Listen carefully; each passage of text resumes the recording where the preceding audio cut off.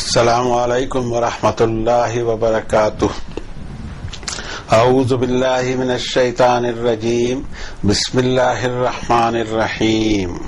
ودخل معه السجن فتیان قال احدهما انی ارانی اعصر خمرا وقال الاخر انی ارانی احمل فوق رأسی خبزا تأکل الطیر منه نبئنا بتأویلہ انا نراک من المحسنین۔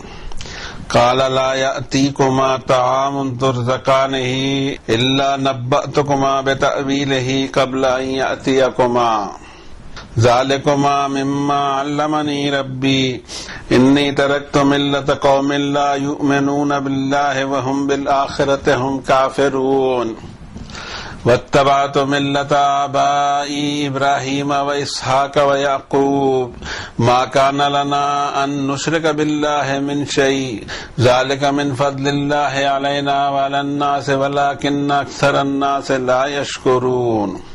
یا صاحب السجن أأرباب متفرقون خير أم الله الواحد القهار ما تعبدون من دونه إلا أسماء سميتموها أنتم وآباؤكم ما أنزل الله بها من سلطان إن الحكم إلا لله أمر ألا تعبدوا إلا إياه ذلك الدين القيم ولكن أكثر الناس لا يعلمون۔ یا صاحب السجن أما أحدكما فيسقي ربه خمرا وأما الآخر فيصلب فتأكل الطير من رأسه قضي الأمر الذي فيه تستفتيان وقال للذي ظن أنه ناج منهما اذكرني عند ربك فأنساه الشيطان ذكر ربه فلبث في السجن بضع سنين صدق اللہ العظیم وصدق رسولہ النبی الکریم ونحن على ذلك لمن الشاہدین والشاکرین والحمد للہ رب العالمین۔ لاسٹ ٹیسٹامنٹ جو آج سے 14 صدیوں پہلے اتارا گیا، القرآن، اسی کے چیپٹر 12 کی یہ آیتیں تھی۔ چونکہ ہم نے قرآن شریف کی اوریجنل بھاشا سے ایک طرح کی دوری پیدا کر رکھی ہے، اس لیے اب ضروری ہو جاتا ہے کہ اس کے معنی عام فہم معنی بیان فرمائے جائیں اور اس کی کوشش کی جائے۔ ہم کوشش کر رہے ہیں، اللہ اس کو قبول فرما لے۔ اور اسی اثنا میں، اسی دوران حضرت یوسف کے ساتھ 2 اور نوجوان بھی جیل خانے میں داخل ہوئے۔ آگے چل کر دونوں میں سے ایک کہنے لگا کہ میں نے دیکھا ہے میں نشہ آور چیزیں نچوڑ رہا ہوں، اور دوسرے نے کہا کہ میں نے یہ خواب دیکھا کہ میں اٹھائے ہوئے ہوں اپنے سر پر روٹیاں اور پرندے اس میں سے کھا رہے ہیں۔ ہمیں اس کے پروسیجر کو بتائیے، بے شک ہم دیکھ رہے ہیں کہ آپ نیک لوگوں میں سے ہیں۔ حضرت یوسف نے کہا کہ نہیں آئے گا تمہارا کھانا جو تم کو سرو کیا جاتا ہے، اس سے پہلے میں ان دونوں معاملات کی خبر تم کو دے دوں گا، ان دونوں معاملات کا پروسیجر تمہیں بتا دوں گا، اس سے پہلے کہ معاملات تمہارے سامنے پیش آئیں۔ تم دونوں کا یہ معاملہ اس میں سے ہے جو علم دیا مجھے، نالج دی مجھے میرے رب نے، میں نے چھوڑ رکھا ہے طریقہ اس قوم کا جو اللہ پر اور آخرت پر ایمان نہیں رکھتی اور وہ نافرمان ہیں۔ میں فالو کرتا ہوں اس طریقے کو میرے آبا اور اجداد ابراہیم، اسحاق اور یعقوب کا۔ ہمارے لیے یہ ممکن ہی نہیں کہ ہم ایسوشیٹ کریں اللہ کے ساتھ کسی کو بھی، یہ اللہ کا فضل ہے ہم پر اور انسانوں پر بھی، لیکن اکثر انسان اس کا شکر ادا کرنے کا سلیقہ نہیں رکھتے۔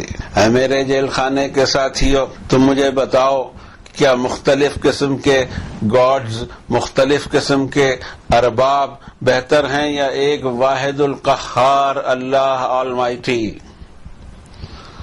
تم لوگ جو عبادت کرتے ہو اللہ کے سوا دوسروں کی، وہ صرف نام دیے ہوئے ہیں، تمہارے بھی اور تمہارے پرانی نسلوں کے بھی۔ اللہ نے اس کے اوپر میں کوئی دلیل کبھی نہیں اتاری، حکم تو صرف چلتا ہے اللہ کا۔ اس نے یہ حکم دیا ہے کہ اس کے سوا کسی اور کی عبادت نہ کی جائے، یہی ہے موسٹ اسٹریٹ اینڈ فارورڈ دین، لیکن اکثر انسان اس بات کو نہیں جانتے۔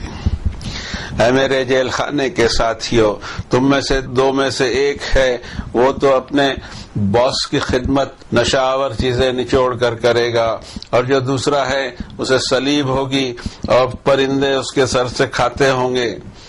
معاملہ فیصل ہو گیا وہ جس کا تم دونوں سوال کر رہے تھے۔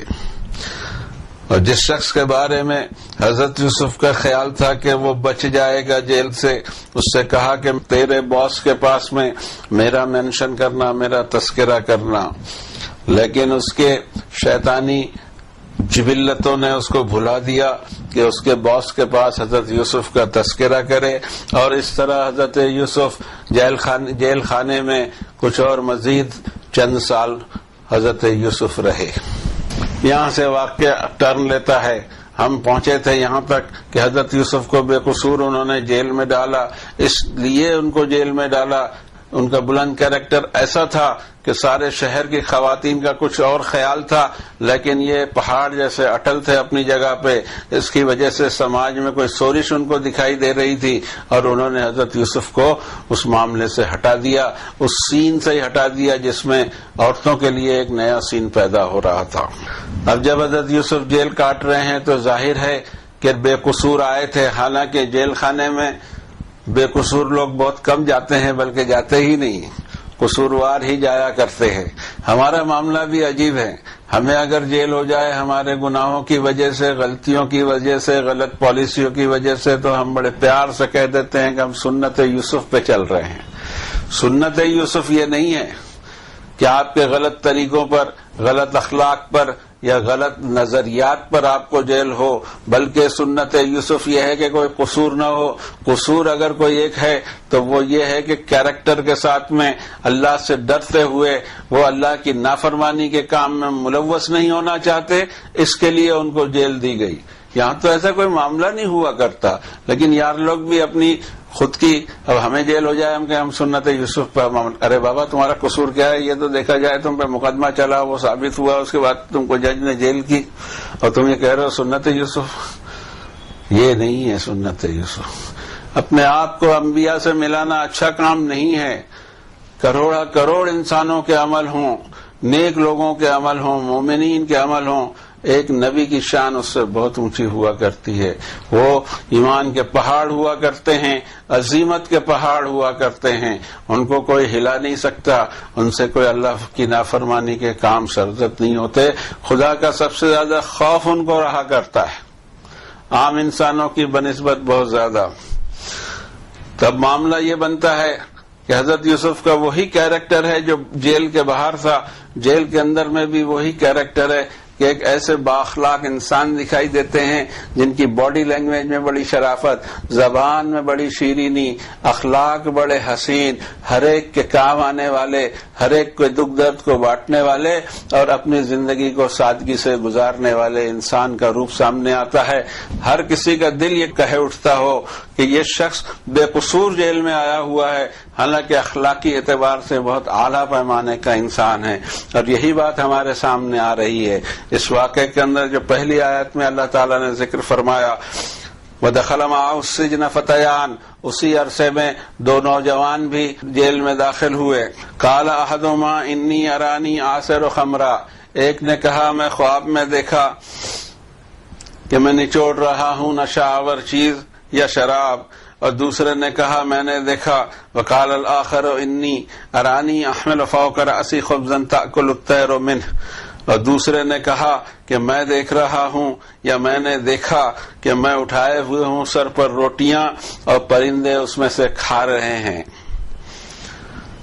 ہمیں بتائیے کہ کیا میتھڈ ہوگا دونوں کا، کیا پروسیجر ہوگا؟ ہم دیکھ رہے ہیں آپ کو کہ آپ بڑے محسنین اور نیک ہیں، یہ اصل چیز ہے۔ کسی اور کے پاس میں نہیں گئے وہ اپنے خواب کی تعبیر پوچھنے کے لیے، بلکہ حضرت یوسف کے پاس آئے۔ ان کو یہ دکھائی دیتا تھا کہ یہ شخص کچھ الگ کیریکٹر کا ہے، اس کا کیریکٹر ہی الگ ہے۔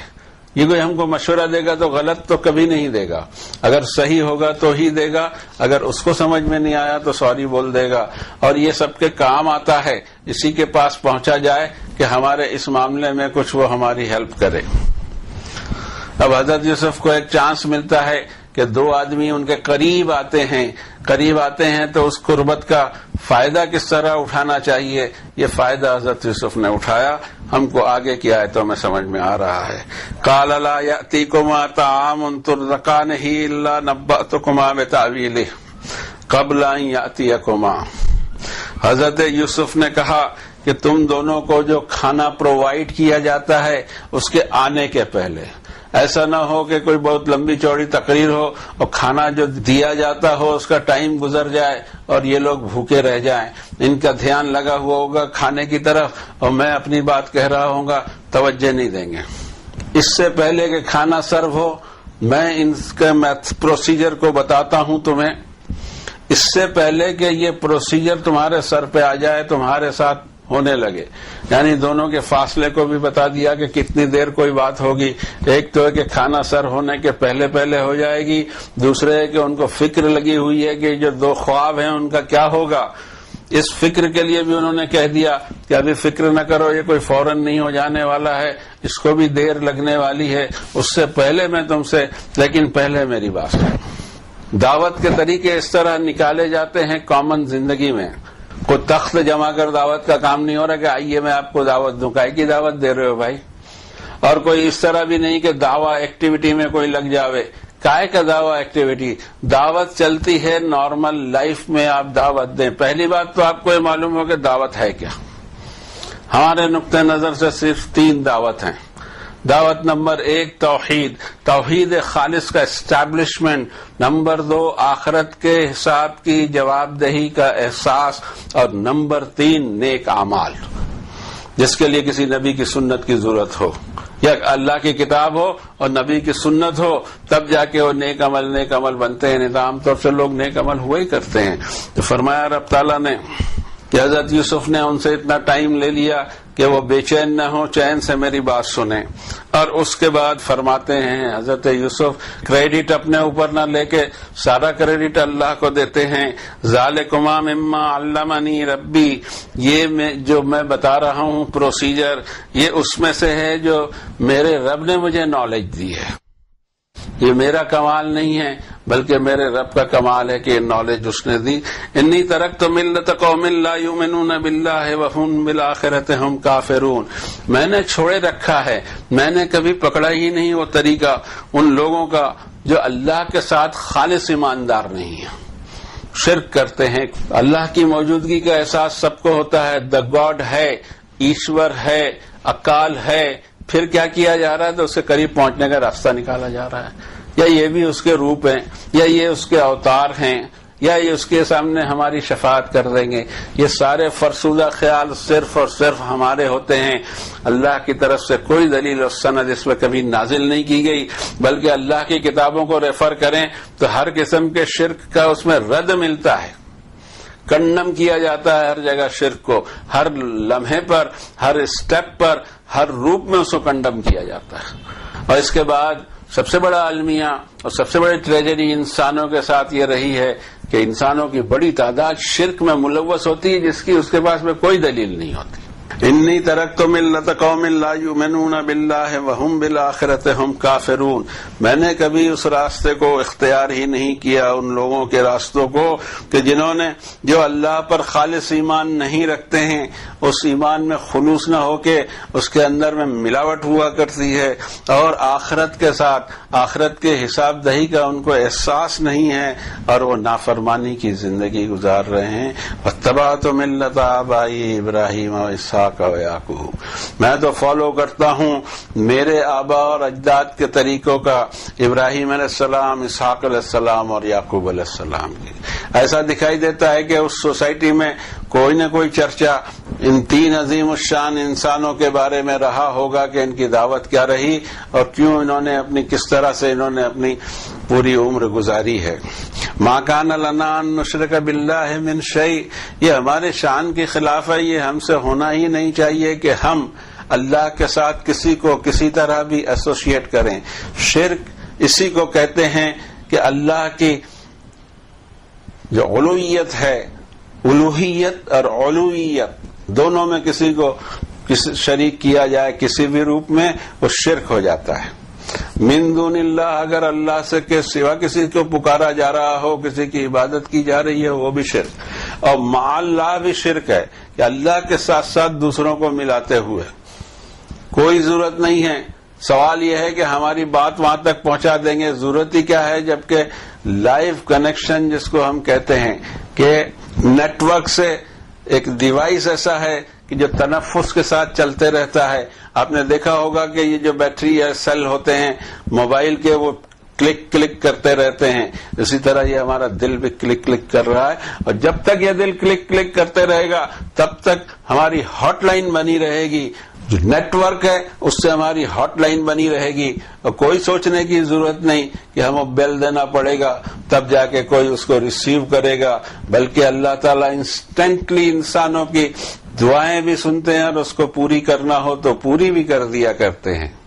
لیکن سوال یہ ہے کہ کوئی دعا ہم مانگ رہے ہوں، اس کا کون سا ٹائم ہونا چاہیے دینے کا مناسب ترین، وہ اللہ کو معلوم ہے۔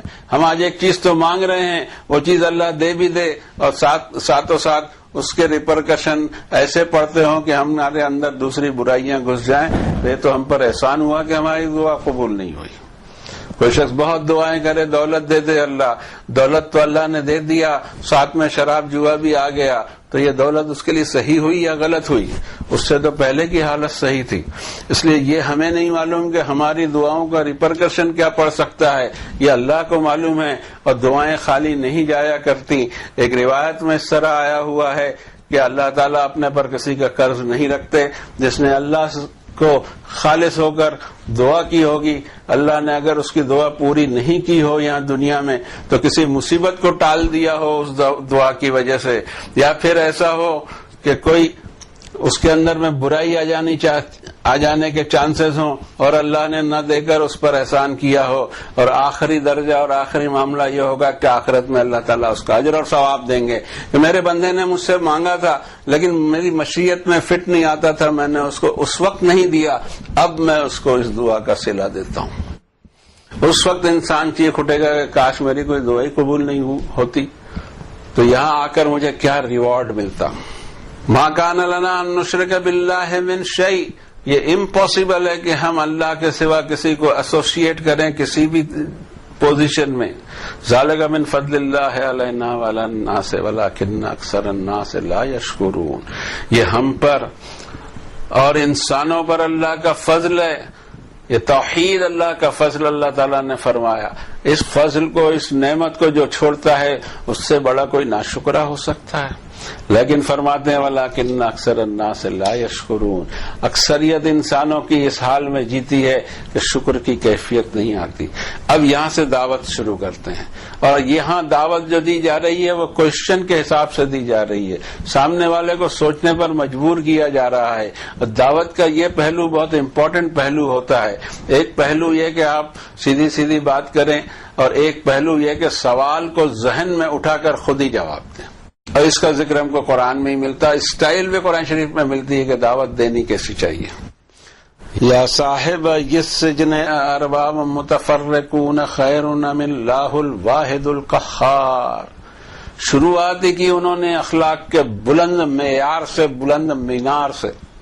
یا صاحب السجن، اے میرے جیل خانے کے ساتھیو، یہ نہیں شو کیا کہ تم قصوروار ہو اس لیے آئے ہو اور میں بے قصور ہوں اس لیے آیا ہوں، تم دیکھتے نہیں ہو میں کتنا نیک ہوں۔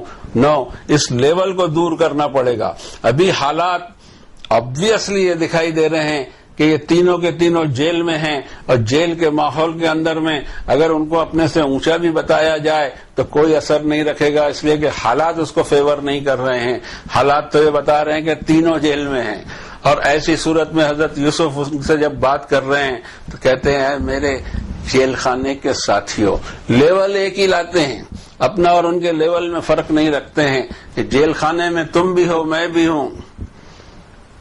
ارباب متفرقون خیر ام اللہ الواحد القہار، کیا یہ ڈفرنٹ گاڈز یہ اچھے، یا ایک سپر سپریم آل مائٹی لارڈ واحد القہار فل طاقت رکھنے والا ہو؟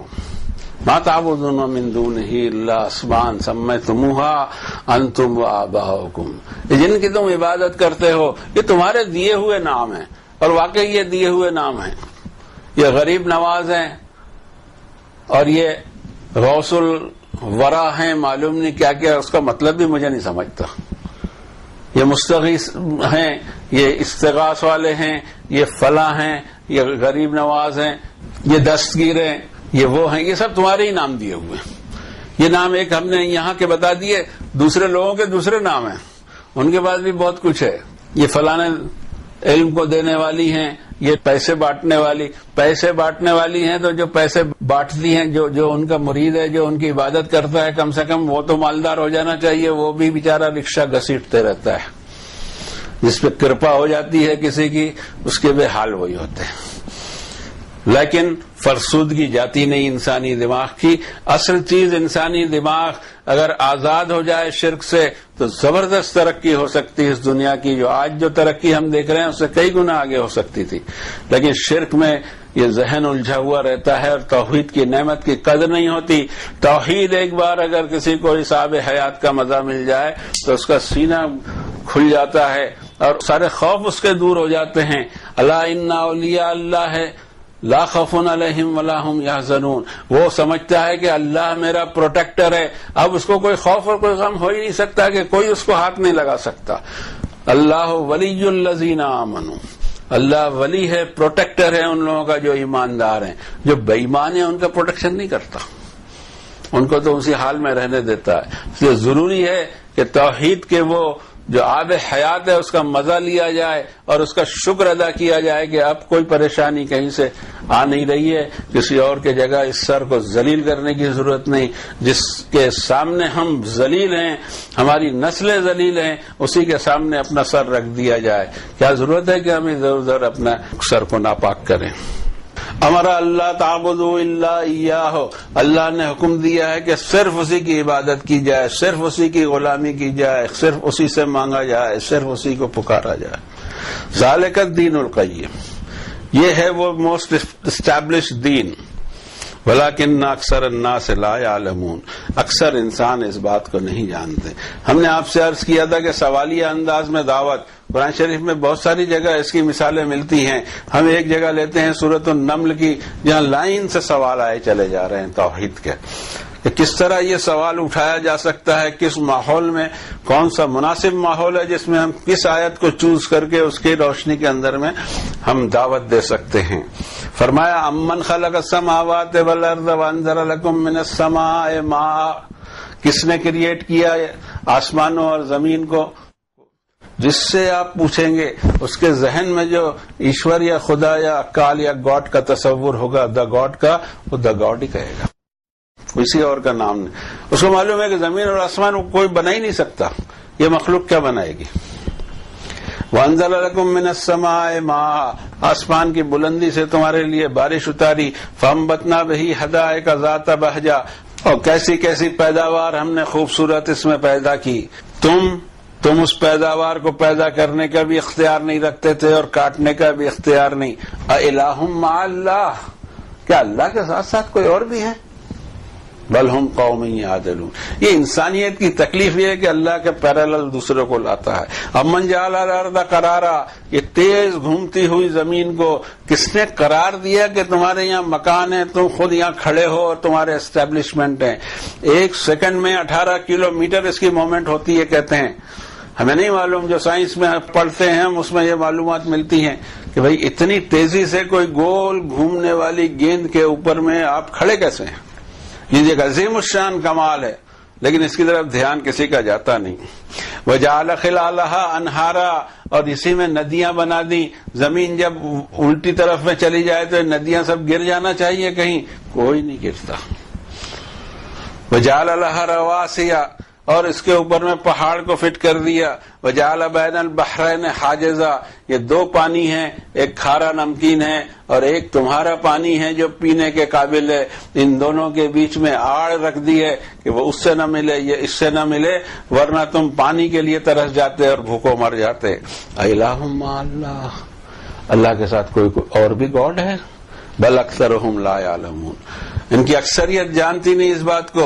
امن یجیب المضطر اذا دعاہ ویکشف السوء ویجعلکم خلفاء الارض، ہے کون جو دل بے قرار کی آواز کو سنے جب اس کو پکارا جائے اور دور کر دے ساری برائیاں اور تم کو زمین میں سوورنٹی عطا کرے. کیا اللہ کے ساتھ ساتھ کوئی اور الہ بھی ہے؟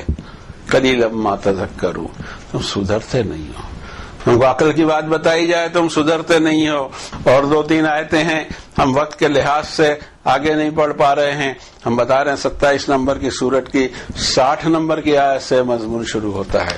اب واپس اس طرف آتے ہیں. یا صاحب السجن, پھر مخاطب کرتے ہیں حضرت یوسف, تو ان کو کہتے ہیں اے میرے جیل خانے کے ساتھیو, تم میں سے ایک اما احدکما فیسقی ربہ خمرا, ایک تم میں سے جو ہوگا وہ اپنے باس کو سرو کرے گا, اس باس کے لیے نشہ آور چیزیں کشید کرے گا.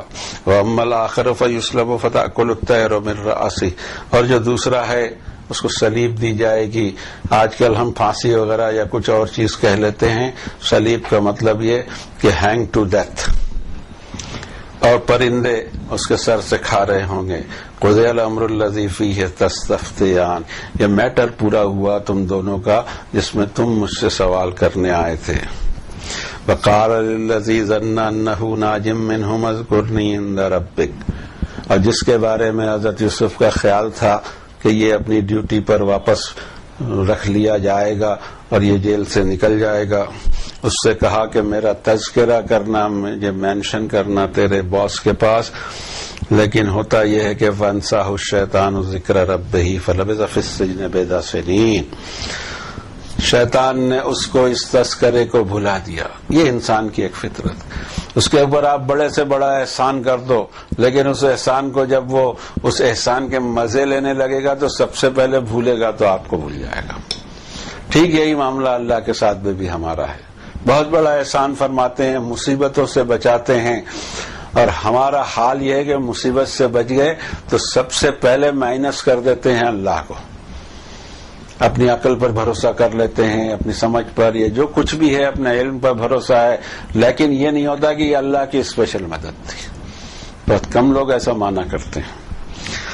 اور یہ ہے شیطانی حرکت انسان کی, ایک ایول تھاٹ ہے, ایول ڈوئنگ ہے, کہ جو جس نے احسان کیا تھا, جس نے بتا دیا تھا, اس کا ذکر کرنا چاہیے تھا, اس میں کوئی پیسہ بھی نہیں لگنے والا تھا.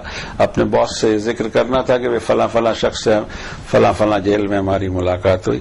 لیکن اللہ کچھ اور چاہ رہے تھے, اور ہوا یہ کہ فَلَبِثَ فِي السِّجْنِ بِضْعَ سِنِينَ, چند مزید سال حضرت یوسف کو اس جیل میں رہنا پڑا. یہ واقعہ یہاں تک چلے آ رہا ہے. اب اس کے بعد کے جو واقعات ہیں ایک دم سے پھر ٹرن ہوگا معاملہ, ہم انشاءاللہ دیکھیں گے اس کو اس کے اگلے ایپیسوڈ میں. تب تک کے لیے دعا کرتے ہیں اللہ سے کہ ہمیں سوجھ بوجھ دے, عقل دے, ہمیں توحید کی قدر کرنے کی توفیق دے, اور ہم اللہ کے سوا کسی اور سے نہ ڈریں, اور اللہ کو اپنا پروٹیکٹر مان لیں. جب وہ پروٹیکٹر ہوگا ہمارا تو ہمارا کوئی نہیں بگاڑ سکے گا. وصلی اللہ علی محمد.